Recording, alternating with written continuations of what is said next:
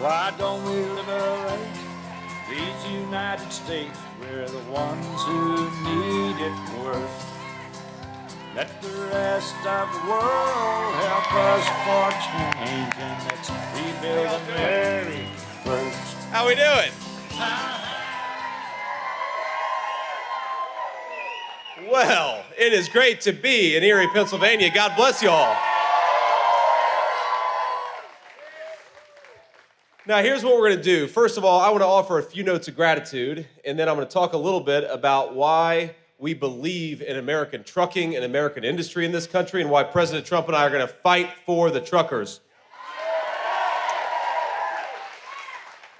But before we do that, and then we're going to talk some questions from the media here. But before we do that, let me just make a few words of thanks here. So we have Macy Kantz, who owns a small business here in town. Where's Macy Kantz at? Can you wave to us? Macy, thank you so much for being here, and thanks for all your support. Let's give it up for Macy. We have Dan Doyle, owner of Reliance Well Services. Where's Dan? Dan, thank you, man. We have Slippery Rock Mayor, Marine, and most importantly, fellow JD Longo. And we've, of course, got Harold Bender and his beautiful family, the owner of Hardinger Trucking. Thank you, Harold. And I believe, Harold, you go by H, is that correct? All right, I'll make sure to call you H. So thank you all for being here, and we're here to celebrate American trucking and here to celebrate American industry and remind everybody just how good our truckers could do if we get better leadership in the White House, which is why we're going to send Donald J. Trump back to the Oval Office.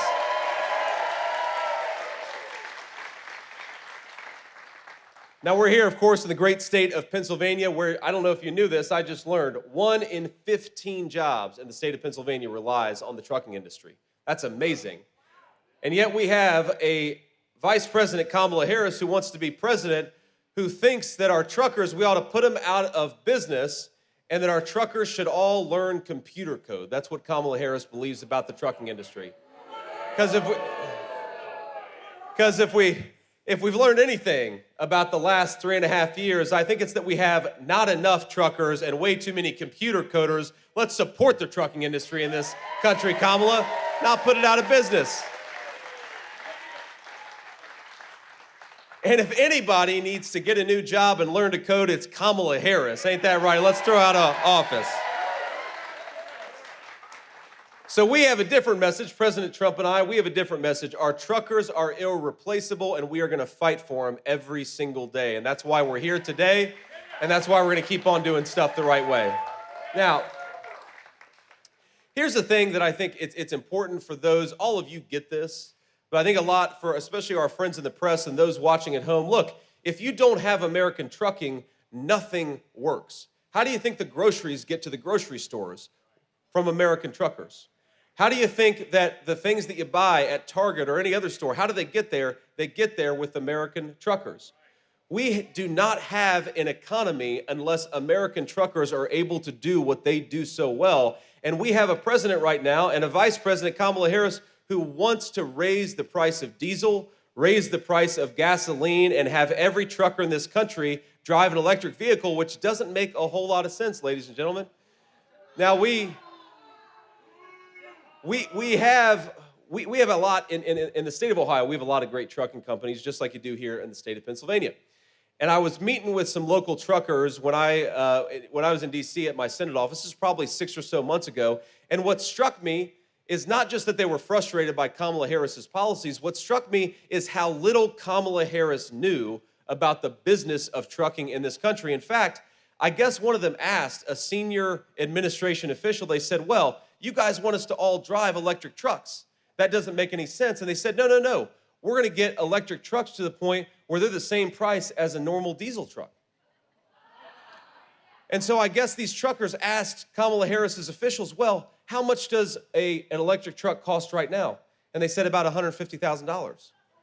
And all of you are laughing, but the reason you're laughing to the friends of the media is the reason they're laughing is an electric truck right now costs $400,000. If you force all these great truckers to buy electric trucks instead of the trucks they're currently using, you're going to make this inflation crisis way worse than it currently is. You think groceries are bad? Wait until Kamala Harris makes every American trucker drive an electric truck. You think car prices are bad? Wait until Kamala Harris makes everybody buy a Chinese-made electric vehicle. And you think housing prices are bad? Wait until Kamala Harris makes it impossible for our truckers to get construction materials to the house building site. Kamala Harris's policies are a disaster, ladies and gentlemen, not just for truckers, but for everybody who relies on them, which is everybody.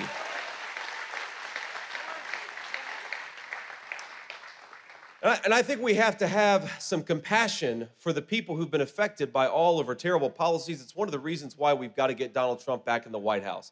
Because every single day, hardworking Pennsylvanians, truckers, and everybody else, they're working harder and harder, but they're falling further behind. And let's just tick through some of the information here.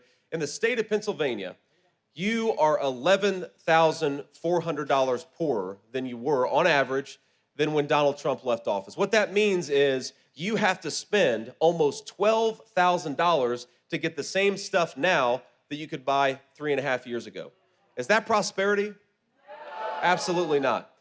Under Kamala Harris's policies, in Pennsylvania, the average worker's wages have gone down by 6%. So people are working harder and harder. Things cost more at the grocery store. Things cost more everywhere. And our workers aren't getting the wage increases they need to keep up. Donald Trump has a different idea. Donald Trump thinks we ought to have more take-home pay. Donald Trump thinks that our truckers ought to be empowered to do their jobs, and Donald Trump thinks that Kamala Harris ought to get the hell out of the office and let somebody who knows what they're doing.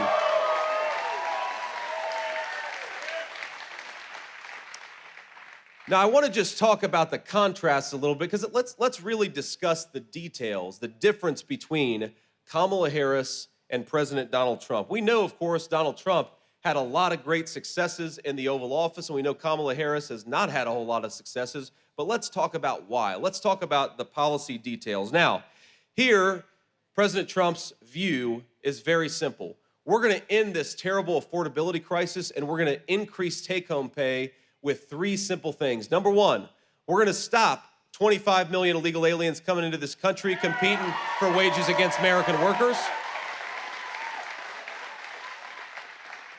We're going to stop ridiculous job-killing regulations like the EV mandate. Let's buy American-made stuff, not Chinese-made stuff. And number 3, we are going to drill, baby, drill. We got plenty of energy right here in Pennsylvania. Let's get it out of the ground with Pennsylvania workers. Now, here's the other thing that Kamala Harris wants to do. Kamala Harris thinks that instead of deporting illegal immigrants, we should be giving them amnesties. Does that sound like a good idea? Kamala Harris thinks that instead of unleashing Pennsylvania energy workers, we ought to buy energy from Iran and every tin-pot dictator all over the world. Is that a good idea? And Kamala Harris thinks that instead of unleashing American energy and American creativity and American business, we ought to tax you guys more to send your money to communist China to buy electric vehicles. Is that a good idea? So is it a good idea to give Kamala Harris a promotion? No, we're going to do what Donald Trump loves to do to people who don't do their jobs. You are fired, Kamala Harris. You're out of there. It's done.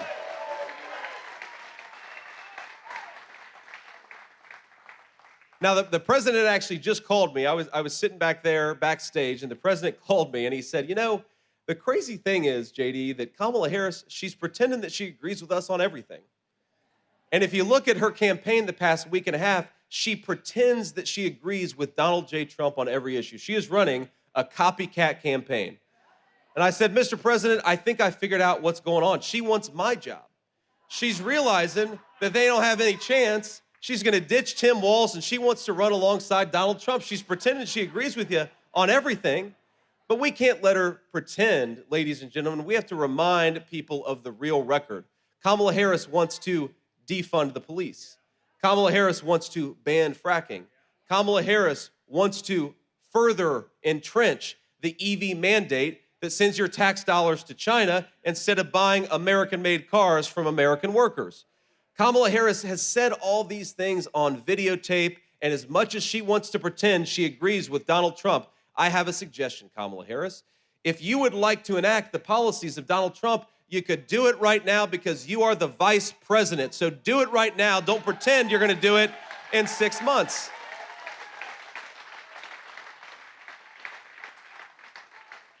Now, I've been in politics for all of 2 years, and I've met some pretty shameless politicians. But I've never met anybody who, as the sitting vice president, could stand before a crowd and say, on day one, we're going to tackle the affordability crisis affecting American families. It's like, Kamala, day one was 1,300 days ago. You've been the vice president for 3.5 years. If you want to get to work, start now. Don't make promises. Start doing it now.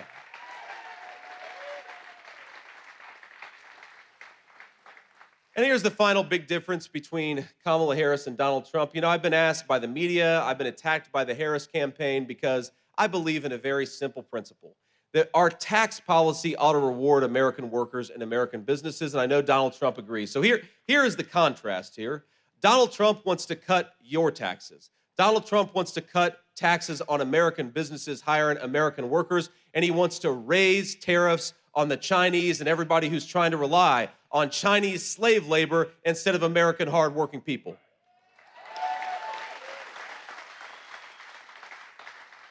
And Kamala Harris wants to raise your taxes and cut down on the tariffs that are making it harder for people to cheat and use Chinese labor instead of American workers. It's ridiculous.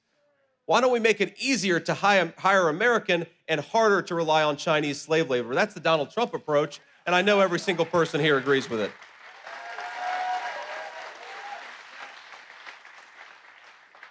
So let me leave you with one final thought here, and then I want to kick it over to our illustrious media to ask some questions. It's very simple, my friends. Look, we have the best country in the entire world. I've been flying...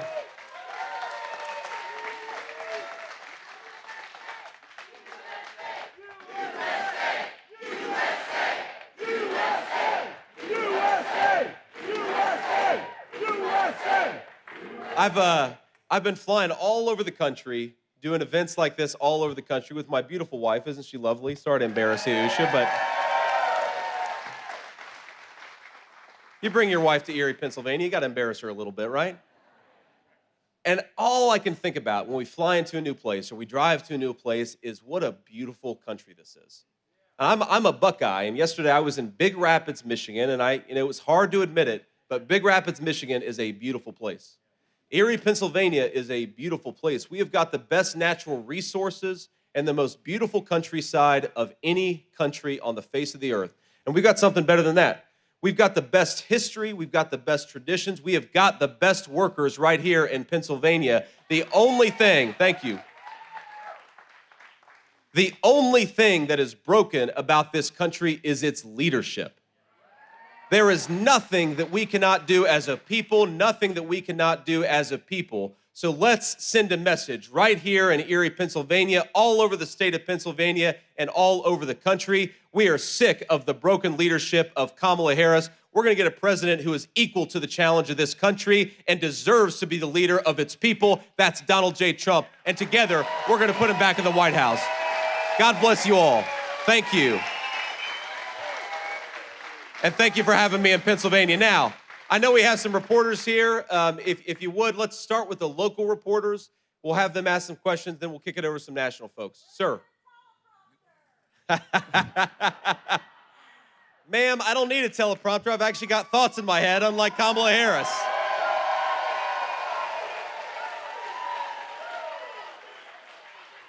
Good evening, Senator. Thanks for coming to Erie County, Pennsylvania. Philip Ward from Erie News Now.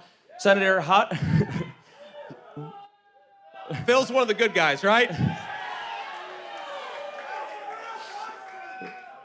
Senator, how do you relate to Erie County voters, and what does a potential Trump-Vance administration mean for us locally? Yeah. Well, it's funny.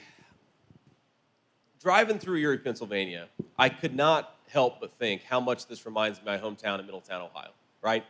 And this, of course, is a town with a proud manufacturing and proud steelmaking tradition. By the way, why don't we keep American steel companies owned by America, right? But a proud manufacturing tradition, and all I could think driving through Erie is this is a beautiful place, but it has been left behind by a lot of stupid policies from people like Kamala Harris. And let's be honest, it's not just Kamala Harris. There was a consensus in this country for 30 years that we didn't need to make our own stuff. And so now everything from a lot of the steel that we rely on to the drugs that we put in the bodies of our children, from ibuprofen to antibiotics, it's made by our adversaries instead of made by American workers. Wasn't that stupid? And the one person in politics in my lifetime who said, no more of this, we want to rely on Pennsylvania workers, was Donald J. Trump. And over 4 years of his leadership, we had a bigger boom for American manufacturing and American energy than we've seen. That benefits the people of Erie, Pennsylvania. We had rising take-home pay and rising wages under the leadership of Donald Trump, and we had a world that was at relative peace and calm. And now we've got a world at war in seemingly every continent. Who's going to fight those wars? I guarantee you, it's not going to be Kamala Harris's family. It's going to be the people right here from Erie, Pennsylvania. So we want peace, right? Peace and stability.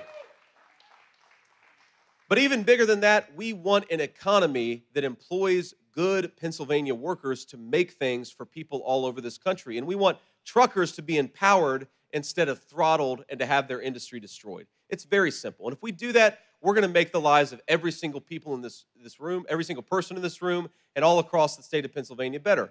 And the final point that I make is, look, Rome wasn't built in a day, and Rome wasn't burned down in a day. We had so much success for just 4 years of Donald Trump's leadership. I think we're going to have a hell of a lot more with 4 more years of Donald J. Trump.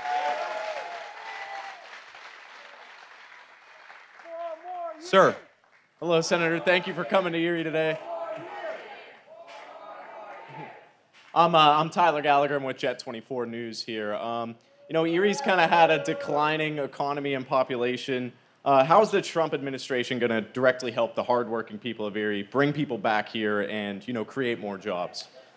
It's pretty simple, actually. But unfortunately, we have a leadership that's completely broken. I mean, the first thing that you have to do, if you want to help the people of Erie, Pennsylvania, is you have got to unleash American energy. It'll make manufacturing cheaper. It'll make trucking cheaper. It'll help everybody. Look at it, it's not just our businesses. I remember growing up in Middletown, Ohio, and I grew up in a poor family, and I was raised by my grandmother. I remember the nights when it was really cold in the dead of winter, and money was a little tight, and we decided, well, we don't have enough to turn on the heater tonight. We're going to have to sit in front of a space heater or maybe just throw a bunch of blankets on, and that's what we're going to do. I happen to believe that if you work hard and play by the rules, this is the richest country in the world. You ought to be able to turn on the heater for your children. And unfortunately, Kamala Harris's policies mean less energy, less money in people's pockets, and a lot of people freezing on a cold winter night. I think it's a disgrace in the richest country in the world. We can do so much better with better leadership. The second thing you got to do is, look, I talked about Chinese slave labor earlier. One of the reasons why this community has been left behind by our leaders is we decided we were going to let companies make things using Chinese slave labor. And I happen to think we shouldn't expect Americans to compete with a bunch of Chinese slave laborers. We ought to expect American companies to hire American and build in the United States of America. And if you do more of that, you're going to bring more jobs to Erie, Pennsylvania. You're going to build the economic foundation of this place. You're going to have higher tax revenues to go into the schools and the public services. You build more things in America, and it lifts up the entire community of Erie, Pennsylvania, and that's what Donald Trump and I are going to fight for.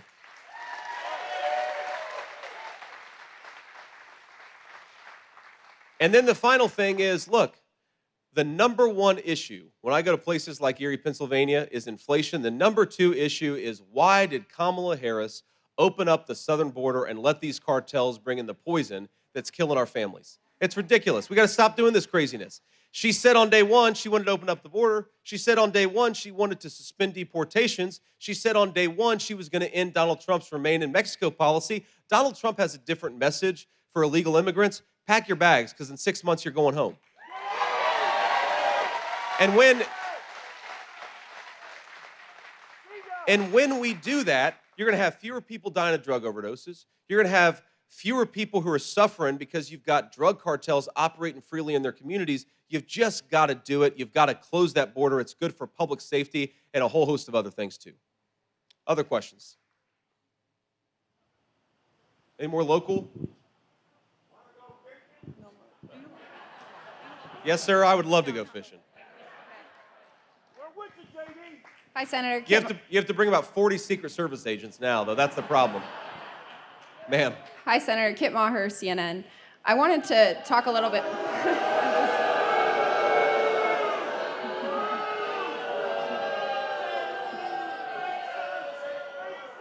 Thanks, Senator, for taking my question. I wanted to expand a little bit more on your phone call with Governor Brian Kemp. How did Trump go from calling him disloyal and average governor to praising him and thanking him for his support? And why is it so important to have his support and a unity there? Well, look, because we're a big tent party, the president just got RFK's endorsement. He just got Tulsi Gabbard's endorsement. And on the other side, he's got Nikki Haley's endorsement. He's got Brian Kemp's endorsement. He is the president of common sense in this country. People are sick of being lied to, and they're sick of the craziness. Now, look, the president has some personal disagreements with Brian Kemp, and Brian Kemp has some personal disagreements with the president, but they're both big enough to put the country over personal interests. And what they will both say is, and I think that people from across the political spectrum should take something from this, that Brian Kemp is willing to say, this country is so important, and we cannot let Kamala Harris become its president. And it's important that Donald Trump, despite the fact that he has disagreements with a number of people who have endorsed him, he's willing to say, we are the big tent party, we stand for common sense and sanity, and we've got to kick that insane politician named Kamala Harris out of the White House.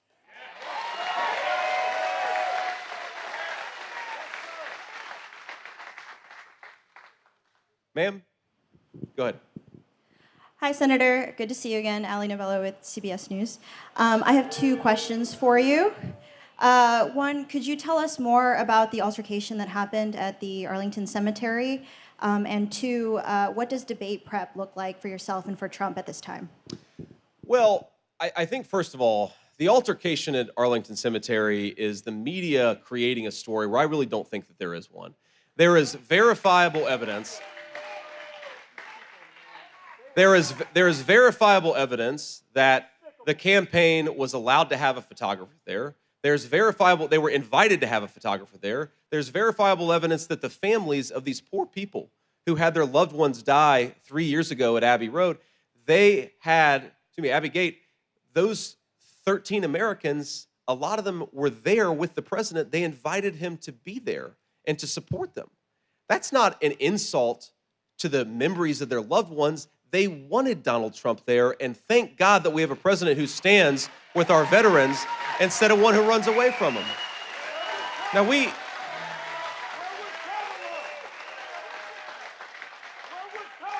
it is amazing to me that you have apparently somebody at Arlington Cemetery, some staff member, had a little disagreement with somebody, and the media has turned this into a national news story. You know what I think our veterans care a lot more about? That Kamala Harris's VP nominee lied about his military service. I think that our veterans care a lot more about that. And the other thing our veterans care a lot more about is that 3 years ago, 13 brave, innocent Americans died, and they died because Kamala Harris refused to do her job, and there hasn't been a single investigation or a single firing. Look, sometimes mistakes happen. That's just the nature of government, the nature of military service. But to have those 13 Americans lose their lives and not fire a single person is disgraceful. Kamala Harris is disgraceful. If we're going to talk about a story out of those 13 brave, innocent Americans who lost their lives, it's that Kamala Harris is so asleep at the wheel that she won't even do an investigation into what happened, and she wants to yell at Donald Trump because he showed up. She can go to hell.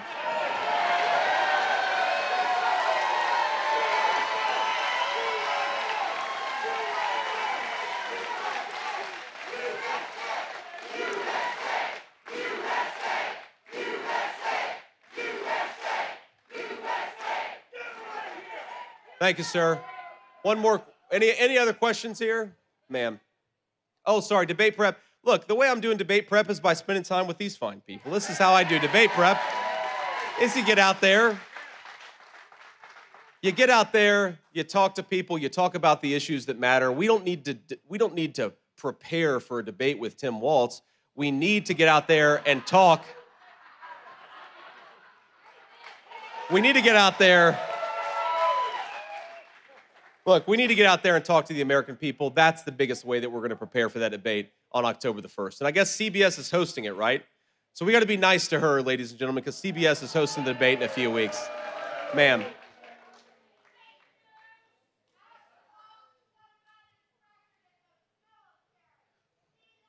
That's right. Is this on? Thank you, Senator. Surin Kim with ABC News. I have two questions for you as well. Sure. One is going back to Kit's question about Brian Kemp. Are you playing any role in facilitating any, are you playing any role in facilitating connections with Governor Brian Kemp or other Republican members bringing them back to the Trump world at all? My second question is, since becoming Trump's running mate, have you talked to former Vice President Mike Pence for any advice in campaigning? Have you connected with him, or have you talked to him about maybe him supporting President Trump? So the first question, look, a lot of people have talked to Brian Kemp, and I'm proud to be among them. I think he's been a good governor for the state of Georgia. I certainly gave him a phone call. I think 150 other people have given Brian Kemp a phone call and talked about the need to have a unified Republican team. I don't take any special credit for it. I think a lot of people deserve more credit than I do, including the President of the United States, because I think President Trump has been very, very aggressive at trying. We all right? Yes, sir. All right. There we go. It's so humid in here. I thought we lost one of our Secret Service agents. I was worried about him, but we're good. God bless you, man. Glad you're okay. But look, the media, here's what the media wants to tell a story that somehow I have been the peace broker between Brian Kemp and Donald Trump. It's just not true. I reached out to Brian Kemp. I encouraged him to support the president, and he didn't take much persuasion. He wanted to support the president because he thinks Kamala Harris is going to be a disaster. So I think there are a lot of friends. There are a lot of friends of Brian Kemp's and a lot of friends of the president's. I think a lot of people deserve credit for this unified Republican ticket. I'm not going to take that credit myself, ma'am. Can you hear me? I can hear you. Senator Yep. Vance, Emma Go ahead. Bonnet with NBC News. Thank you so much for taking all of our questions. Two questions, one local one and one international one. First of all, what are some of the specific policies you would implement to improve the lives of truckers in Erie, Pennsylvania? And then also, last night, Israel launched the largest raid in the West Bank in at least 20 years. Should the Israelis ask for American boots on the ground from a Trump-Vance administration, would you oblige, and how would you respond to these current events? I don't want to put American troops on the ground for anybody's wars but ourselves, right? That's a very important principle. And I say that, and I say that as somebody who believes that the Israelis have every right to destroy Hamas. We support them in what they're doing, but they're not asking. They're not asking for American boots on the ground. They can take care of business themselves. They just need a vice president or a president who allows them to do the job instead of trying to take Hamas's side over Israel's, which is not what Donald Trump and I are going to do. The first question was about, sorry, I forgot your first question. The first question was about specific policies that would help truckers. Erie Yep, truckers. that's good. That's right. So look, the most specific policy that we have to help the truckers of Erie, Pennsylvania is to fire Kamala Harris and to replace her with Donald Trump, right? That's what we need to do. She is the source of so much that's broken in this country. But look, I mean, you talk to truckers, there are two big things that I think we can do. First of all, there are a lot of people who would like to be truckers, and our education system is trying to force everybody to go get a four-year college degree. There are a lot of truckers out there who make a lot more money and have a lot better job than four-year college degree holders. Let people do what they want to do and have an education system that empowers people to make their own choices for their own lives instead of forcing them to do what Kamala Harris wants them to do. That's number one. Number two, you talk to our truckers, what is the biggest cost that they have, the biggest increase? We asked them right there, they're all saying fuel in unison. Fuel has gone up, depending on where you are, between 35 and 55%, thanks to the policies of Kamala Harris. We have got to drill, baby, drill, unleash American energy. It'll help our truckers. It's going to help everybody else too. And I'll take one more question before we hit the road. Senator Vance. Great. How has your military service and being a veteran prepared you to A, be a senator and potentially vice president of these United States? Yeah, I appreciate that question. Well,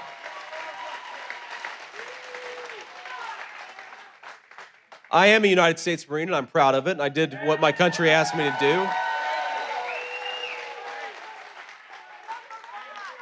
And I'd say the Marine Corps gave me two perspectives. Number one, what's great about the Marine Corps is whether you're a 19-year-old kid or a 23-year-old fresh out of college or a 45-year-old who's been in the Marine Corps for 25 years, the Marine Corps demands that you occupy positions of leadership. And it lets you make mistakes, and it teaches you how to improve from those mistakes. But the Marine Corps is the first taste I got of real leadership, and that's the most important quality in a vice president. You got to be able to lead people, okay? That's what the Marine Corps taught me. The second thing I'd say is it gives me a fresh perspective on the problems that a lot of our military families and a lot of our troops are facing. And one thing I learned in the Marine Corps is perhaps the most precious resource that we have in this country is the lives of our young people who put on the uniform and are willing to sacrifice it all for the United States of America. That is a precious, precious resource, a sacred. And it really is a sacred thing. I mean, you've got kids, some of the kids I served with in the Marine Corps, you had a guy, a Puerto Rican guy who grew up in poverty in the Bronx. I had a guy who grew up in a rich family in the suburbs of Maryland. We had my background. We had a kid who grew up from California.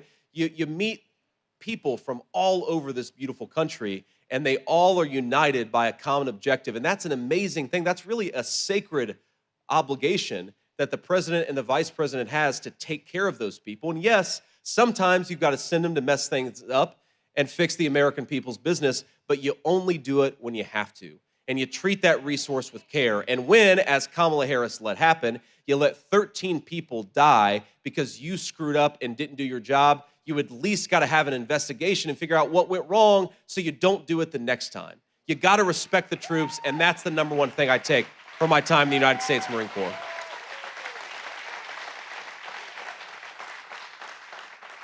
And when I say respect, I don't just mean thank them. I don't mean just buy them a beer when you see them at a bar. That stuff is all important. I mean respect them enough to actually take care of them and not waste their lives and their sacrifice, which is what, unfortunately, the last administration has done. Now, let me just leave you with one final thought. We have to hit the road, and I'm sorry to have to leave because I've had a good time, and I hope you all have had some fun too. But you all in Pennsylvania are going to get sick of me over the next 2 months because I practically live here in the state of Pennsylvania because this is such an important state for us. Thank you, sir. I will. And we got to remember, the only way, think of all the powerful interests, the broken bureaucracy in this country, the people who've gotten rich shipping your jobs to China, they want Kamala Harris.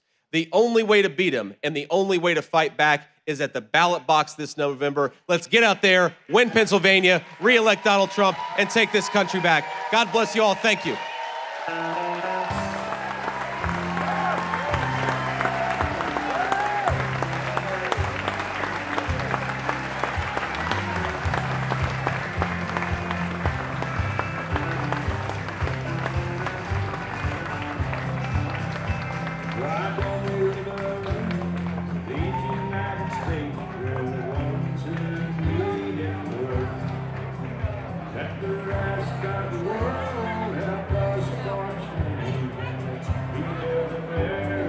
First.